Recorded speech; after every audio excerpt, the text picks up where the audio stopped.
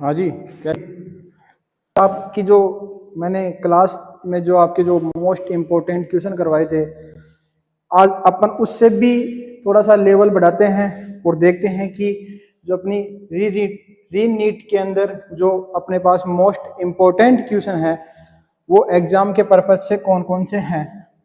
जो हमने कल क्लास ली थी उसमें हमने देखा था कि एक अच्छा लेवल के क्वेश्चन थे उसके अंदर आप जो आपको अपनी जो नीट के एग्जाम है उसमें आपको वो मिल सकते हैं।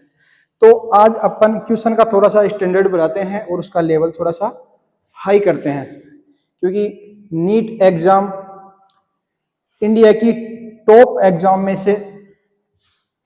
एग्जाम में आती है, जिसको एनटीए एग्जाम को ऑर्गेनाइज करवाता है। तो कल हमने रीनीट के बेस पे अपने 5-6 क्वेश्चन किए थे, जो अपनी इससे पहले वाली जो वीडियो है कल हमने डाली थी उसमें आपको मिल जाएगा। तो कल वाली जो वीडियो में है आपको थोड़ी सी वॉइस की प्रॉब्लम हो सकती है, लेकिन आज आपको वॉइस की कोई भी प्रॉब्लम नहीं होगी। तो सबसे पहले अपने पास एक क्वेश्चन है, फर्स्ट क्वेश्चन है, the surface area of a solid cylinder of radius 2 centimetre and height 10 centimetre is equal to. इसकी जो अपने पास जो इसकी यूनिट है वो किस में निकालनी है? mm स्क्वायर में। एक सरफेस एरिया है, सॉलिड सिलेंडर है, तो उसकी जो रेडियस है r है वो कितनी है? 2 सेंटीमीटर, और हाइट कितनी है? हाइट है 10 सेंटीमीटर। तो surface area of a solid cylinder, तो इसका जो फॉर्मूला होता है सरफेस एरिया ऑफ सिलेंडर का, surface area of a solid cylinder,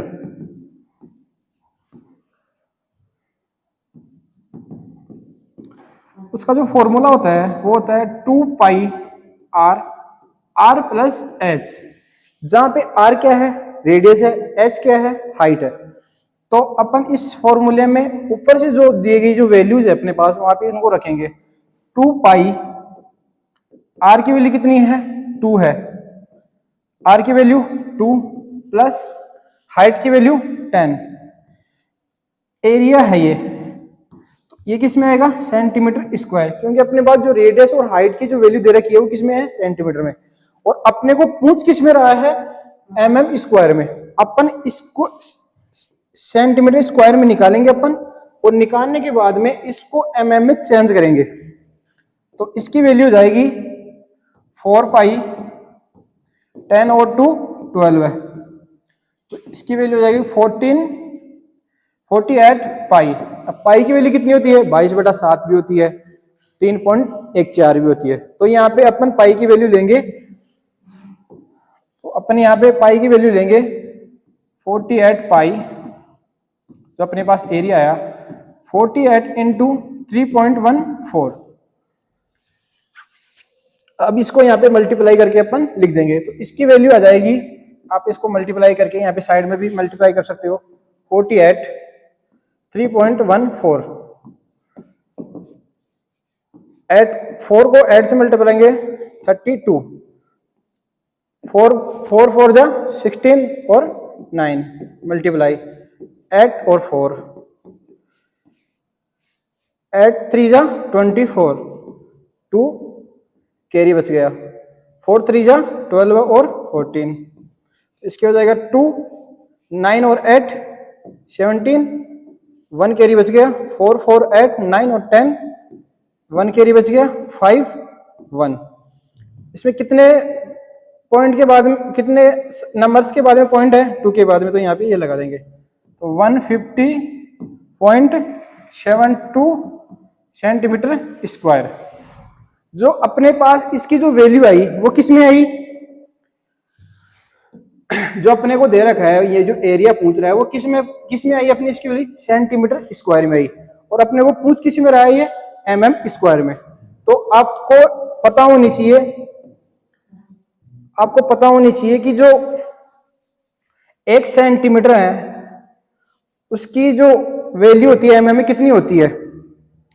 1 centimetre में होती है 10 एमएम होती है, लेकिन यहाँ पे स्क्वायर है तो 1 सेंटीमीटर स्क्वायर, अपन दूसरा मार्कर लेते हैं, 1 centimetre square is equal to 100 mm square. वैसे देखा जाए तो 1 सेंटीमीटर इक्वल टू 10 एमएम होता है, लेकिन यहाँ पे सेंटीमीटर स्क्वायर आ रहा है और यहाँ पे भी एमएम स्क्वायर, क्योंकि अपने को वैल्यू किस में पूछ रहा है, एमएम स्क्वायर में। तो अब इसको इस सेंटीमीटर स्क्वायर को एमएम स्क्वायर में कन्वर्ट करने के लिए 100 से इसको क्या कर देंगे, मल्टीप्लाई कर देंगे। तो इसका एरिया हो जाएगा 150.72 इंटू 100। अब यहाँ पे सेंटीमीटर स्क्वायर आएगा या एमएम स्क्वायर आएगा, यहाँ पे आएगा एमएम स्क्वायर। तो इसका एरिया हो जाएगा 1.51 इंटू 10 की पावर 4 एमएम स्क्वायर। क्योंकि इसको पॉइंट को इस साइड में रखवाएंगे तो मल्टीप्लाई में 10 की पावर जो पावर आएगी, कितने अंक कितने नंबर अपन इसको यहाँ पे साइड में लेके जाते हैं उसी हिसाब से इसकी पावर आ जाती है। और यदि पॉइंट को इस साइड में लेके जाते हैं तो माइनस में पावर आती है 10 की पावर में। तो इसका आंसर आ गया ये। यदि आपको इस क्वेश्चन में कोई भी प्रॉब्लम आई हो तो आप मेरे को कमेंट करके पूछ सकते हो।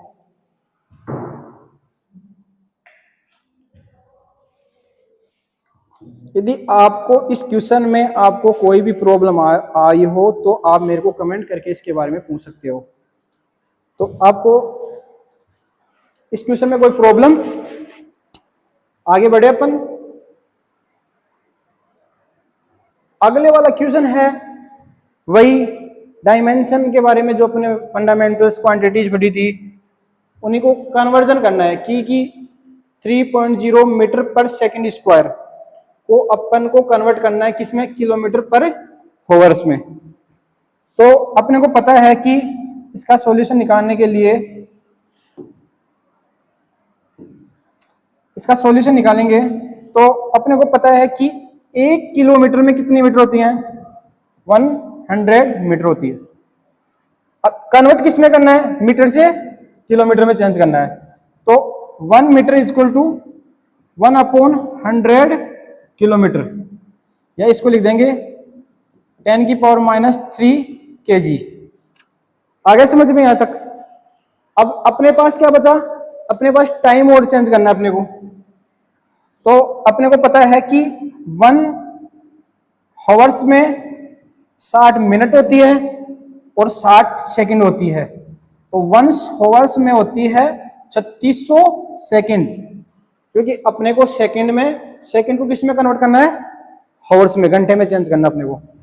तो अब इसके बाद में देखते हैं कि 1 second is equal to 1/360 second, नहीं हॉर्स आएगा, सॉरी,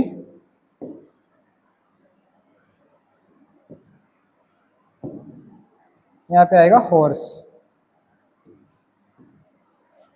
ठीक है, तो अपने को कन्वर्ट क्या करना है, 3.0 मीटर पर सेकंड स्क्वायर को किस में कन्वर्ट करना है अपने को, किलोमीटर पर हावर्स में।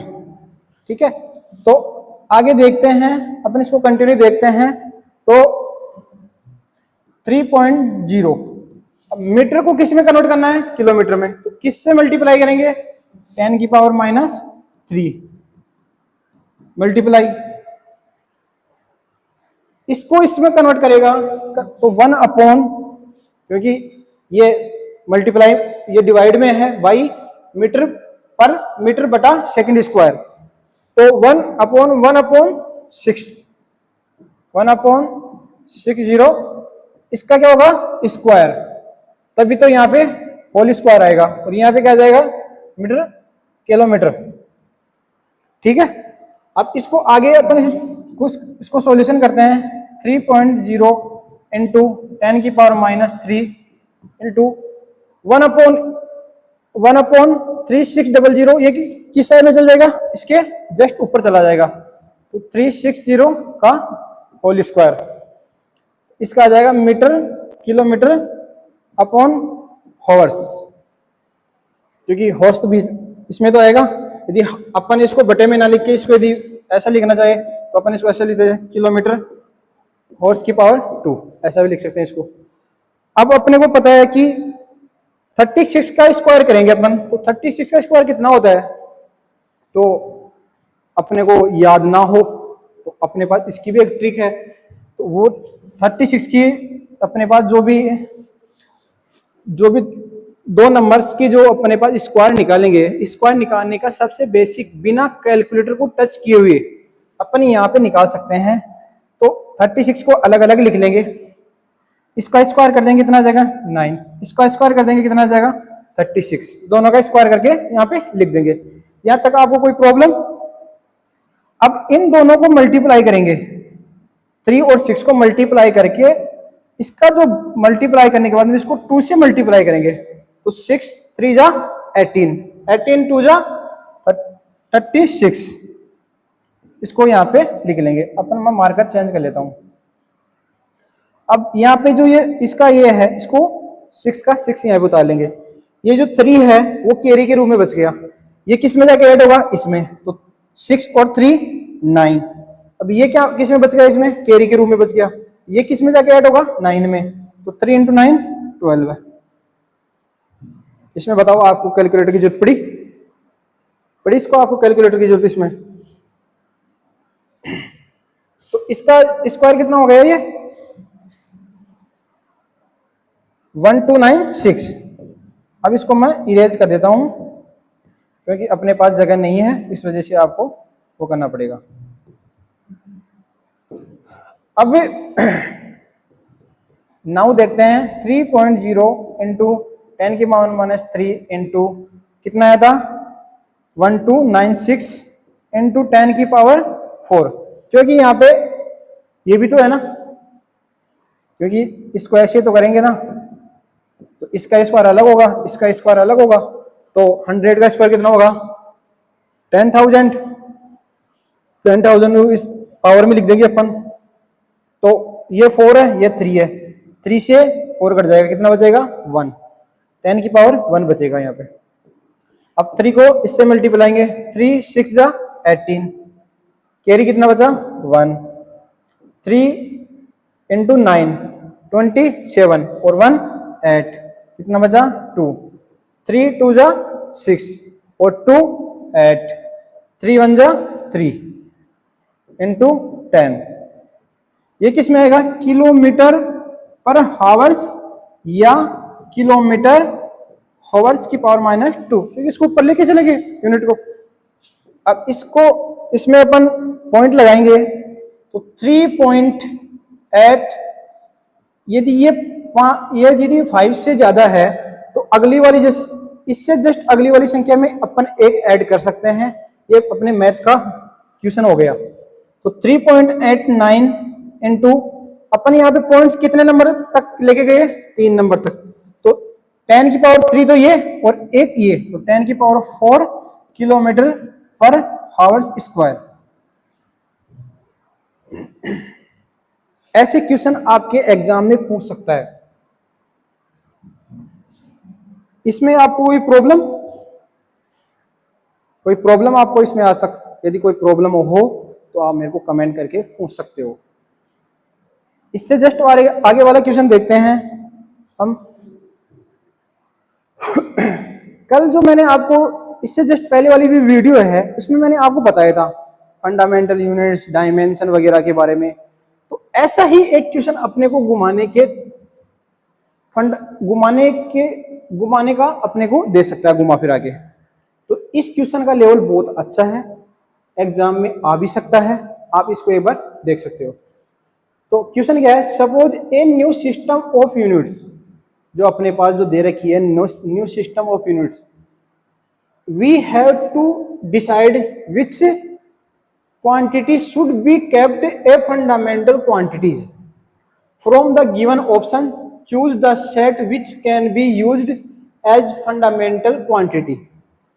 तो अपने को ये क्वेश्चन पूछ रहा है कि जो अपन ने जो ये क्वेश्चन, अपन के पास जो ये ऑप्शन है 4, उसमें जो ये सेट बन रहा है, सेट है 1 2 3, इसमें ऐसा कौन सा सेट है जो नया सेट बना है वो पूरा का पूरा फंडामेंटल क्वांटिटीज को फॉलो करता हो। और आपको पता होना चाहिए कि जो फंडामेंटल क्वांटिटीज क्या होती है, इंडिपेंडेंट होती है, वो किसी अन्य राशि पे डिपेंड नहीं करती है। हाँ, डिराइव्ड क्वांटिटी है वो फंडामेंटल क्वांटिटीज पे डिपेंड करती है। और मैंने आपको पहले ही बताया था कि जो अपने पास जो फंडामेंटल क्वांटिटीज है वो कितने टाइप की है, 7 टाइप की, 7 प्रकार की अपने पास फंडामेंटल क्वांटिटीज है। अपन इन सेट्स में देख के बताएंगे कि अपने पास कौन सा सेट फंडामेंटल क्वांटिटीज को सेटिस्फाई करता है। तो सबसे पहले ए ऑप्शन है टाइम वेलोसिटी। टाइम क्या है, फंडामेंटल क्वांटिटीज है। वेलोसिटी क्या है, ये भी फंडामेंटल क्वांटिटीज बोल सकते हैं अपन, बोल सकते हैं, होती नहीं है, बोल सकते हैं। तीसरा क्या है, एक्सेलरेशन। एक्सेलरेशन क्या है, एक्सेलरेशन होता है वेलोसिटी अपॉन टाइम। तो एक्सेलरेशन किस किस के डिपेंड हो गया, वेलोसिटी पे भी डिपेंड है, किस पे है, टाइम पे भी डिपेंड है। और आपको पता है कि फंडामेंटल क्वांटिटीज वो क्वांटिटीज होती है जो किसी अन्य राशि पे डिपेंड नहीं होती है। तो ये तो टाइम और वेलोसिटी दोनों पे डिपेंड है, तो ये ऑप्शन तो नहीं हो सकता, इसको तो यहाँ पे क्रॉस लगा दो। अब अपने पास सेकंड ऑप्शन आता है काइनेटिक एनर्जी, मास और वेलोसिटी। काइनेटिक एनर्जी को एक बार आप रहने दो, मास फंडामेंटल क्वांटिटीज है, दूसरा है वेलोसिटी, अपने पास वेलोसिटी भी फंडामेंटल क्वांटिटीज है। काइनेटिक एनर्जी होती है E = ½ mv²। अब काइनेटिक एनर्जी तो मास पे भी डिपेंड कर रही है और वेलोसिटी पे भी डिपेंड कर रही है। तो ये जो गिवन अपने पास सेट है ये फंडामेंटल क्वांटिटीज को फॉलो नहीं करता है, क्योंकि आपको पता होना चाहिए कि फंडामेंटल क्वांटिटीज है वो इंडिपेंडेंट होती है, अन्य किसी राशि पे डिपेंड नहीं होती है। अब अपन थर्ड ऑप्शन पे चलते हैं, mass, velocity, linear momentum. Linear momentum होता है रेखीय संवेग, उसका फॉर्मूला है P = mv। ये किस पे डिपेंड करता है, मास पे भी डिपेंड कर रहा है और किस पे डिपेंड कर रहा है, वेलोसिटी पे डिपेंड कर रहा है। और आपको पता है कि फंडामेंटल क्वांटिटीज इंडिपेंडेंट होती है, तो अपने पास ये भी ऑप्शन नहीं होगा। अब अपने पास 4D बच गया, मास, फंडामेंटल क्वांटिटीज, वेलोसिटी मान सकते हैं। एक्सेलरेशन होता है A/L/t²। तो एक्सेलरेशन लेंथ पे डिपेंड होता है और समय पे डिपेंड होता है, लेकिन यहाँ पे ना तो समय है और ना लेंथ है। तो ये भी फंडामेंटल क्वांटिटीज हो गई, ये भी फंडामेंटल क्वांटिटीज हो गई और ये भी फंडामेंटल क्वांटिटीज होगी, क्योंकि फंडामेंटल क्वांटिटीज में जो भी सेट बनेगा वो किसी अन्य क्वांटिटी पे डिपेंड नहीं करेगा। इस बात का हमेशा ध्यान रखना। ऐसा जरूरी नहीं है कि यही क्वेश्चन आए, ऐसा कोई भी क्वेश्चन बन सकता है। आपने इससे जस्ट पहले वाली वीडियो में आप देखोगे कि अपने को मैंने 4 या 5 क्वेश्चन ऐसे करवाए थे जो आपके रीनीट के लिए मोस्ट इंपोर्टेंट हो सकते हैं। आप इनको एक बार देख लीजिए। इस क्वेश्चन में अभी आपको कोई प्रॉब्लम हो तो आप मेरे को कमेंट करके पूछ सकते हो। इसके बाद में है फोर्थ क्वेश्चन है चूज द करेक्ट स्टेटमेंट। कि जो अपने पास 4 स्टेटमेंट गिवन है उनमें अपने को चूज करना है कि कौन सा स्टेटमेंट सही है और कौन सा स्टेटमेंट गलत है। तो सबसे पहला स्टेटमेंट है all quantities may be represent dimensionally in terms of the base quantity. बिल्कुल सही बात है कि जो भी ऑल क्वांटिटीज है वो किसके बेस पे बनती है, बेस क्वांटिटीज को बोल सकते हैं अपन फंडामेंटल क्वांटिटीज। क्योंकि जो अपने पास जो भी क्वांटिटी बनाएंगे वो किस से बनाएंगे अपन, फंडामेंटल क्वांटिटीज से। तो अपने को इसमें यही तो बोल रहा है कि all quantities may be represent dimensionally in terms of the base quantity. तो ये स्टेटमेंट है वो क्या है, सही है। अब सेकंड स्टेटमेंट है a base quantity can not be represent dimensionally in terms of the rest of the base quantity. बिल्कुल सही बात है, क्योंकि अपने को पता है कि बेस क्वांटिटी इंडिपेंडेंट होती है, वो किसी अन्य राशि पे डिपेंड नहीं होती है। तो इसमें यही बता रहा है कि बेस क्वांटिटी अन्य किसी राशि टर्म पे डिपेंड नहीं करती है। तो ये ऑप्शन भी क्या हो गया, सही हो गया। The dimension of A base quantity in other base quantity is always zero.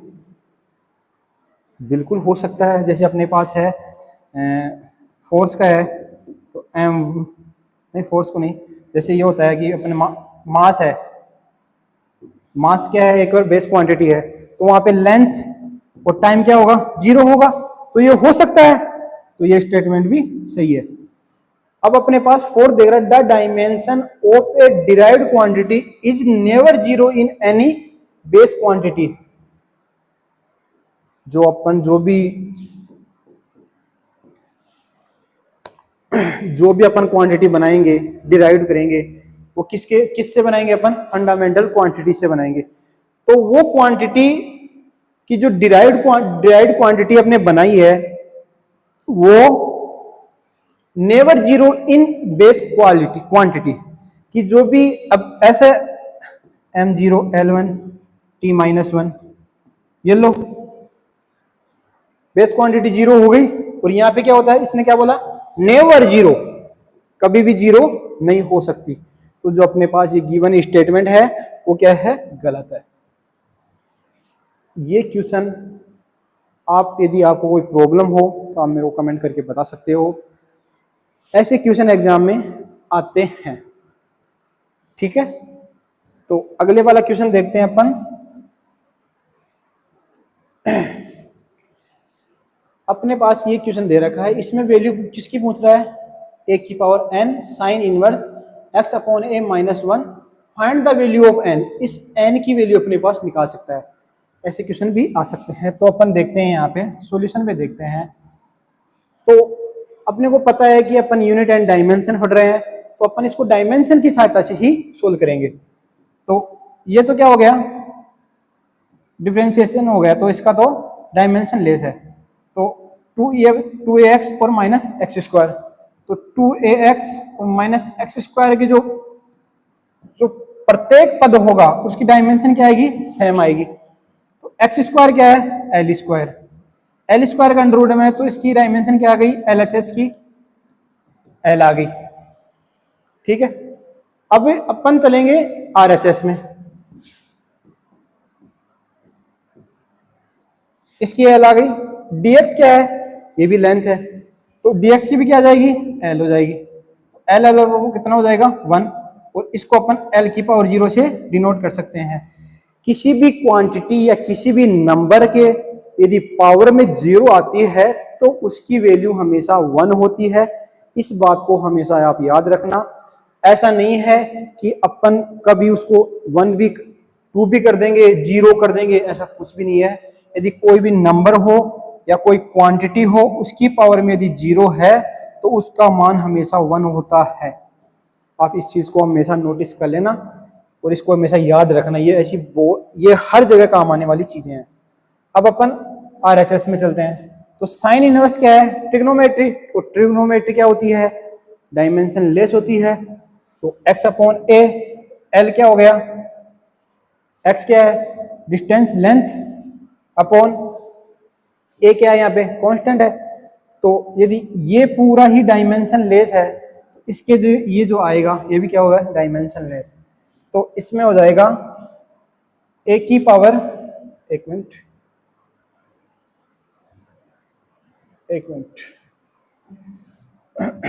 a की पावर n इक्वल टू, ये क्या है, l की पावर 0 इंटू l की पावर 0, क्योंकि ये डायमेंशनलेस हो गया पूरा। तो इसको अपन ऐसे लिख सकते हैं, l की पावर n, l की पावर 0, n की वैल्यू कितनी आ गई, 0। क्योंकि हमेशा याद रखना, ट्रिग्नोमेट्रिक फंक्शन, e की पावर x, लोगरिथम फंक्शन, ये हमेशा डायमेंशन लेस होते हैं। इनकी डायमेंशन नहीं होती है। इसलिए साइन इनवर्स क्या है, ट्रिग्नोमेट्रिक फंक्शन, इसकी डायमेंशन नहीं है, तो अपन इसको ऐसे लिख सकते हैं l की पावर 0, क्योंकि 0 डायमेंशन, इसकी डायमेंशन है ही नहीं, क्योंकि इसकी वैल्यू कितनी होती है 1, तो ऐसा अपन लिख सकते हैं। तो इसमें आपको कोई प्रॉब्लम हो तो आप मेरे को पूछ सकते हो। इससे आगे अपन आगे वाला क्वेश्चन करते हैं। अपने पास एक क्वेश्चन दे रखा है, मास इज कॉल्ड धोनी, कि जो मास को है यहाँ पे बोला जा रहा है धोनी, लेंथ को बोला जा रहा है ईशांत, और टाइम को बोला जा रहा है जडेजा, और अपने पास इनकी तीनों की वैल्यूज गिवन है। 1 Dhoni equal to 100 kg, 1 Ishant equal to 2 metre, 1 second equal to 3 Jadeja. ठीक है, अब अपने दे रखा है if unit of energy is this new system, कि अपने पास जो नए सिस्टम में जो एनर्जी है वो एनर्जी का डायमेंशन क्या होती है, m1 l2 t-2, और m क्या है मास, l क्या है लेंथ, t क्या है टाइम। तो m यहाँ पे किसको डिनोट कर रिप्रेजेंट कर रहे हैं, धोनी को, तो यहाँ पे क्या आ जाएगा धोनी, धोनी का होल स्क्वायर। लेंथ किसको रिप्रेजेंट कर रहा है, ईशांत को,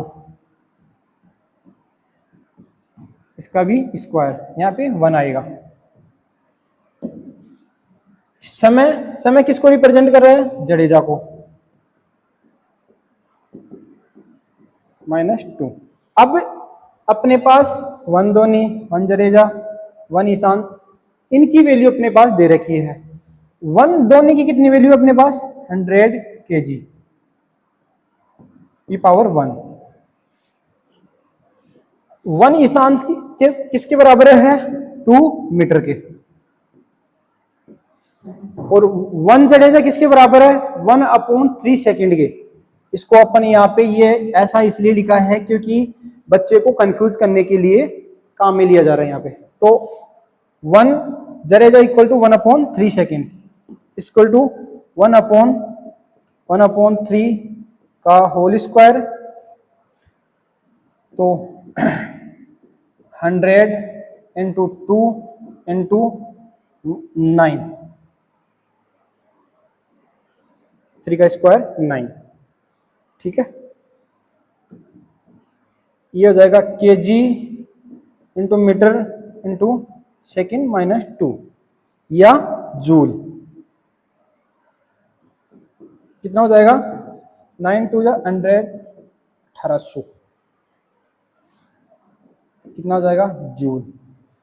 ये किसके बराबर होगा, 1 Tendulkar is how many joule, तो 1 तेंदुलकर किसके बराबर हो जाएगा, 1800 जूल के बराबर हो जाएगा। तो मैं आज आपको ये जो क्वेश्चन करवाया वो रीनीट के बेस पे एक अच्छे लेवल के क्वेश्चंस हैं। यदि आपको इन क्वेश्चंस में कोई भी प्रॉब्लम हो तो आप मेरे को कमेंट करके पूछ सकते हो। मैं जस्ट इससे आगे वाली वीडियो में आपको जो भी आपके कमेंट में जो भी कोई प्रॉब्लम होगी वो आपको मैं बता दूंगा। Thank you so much.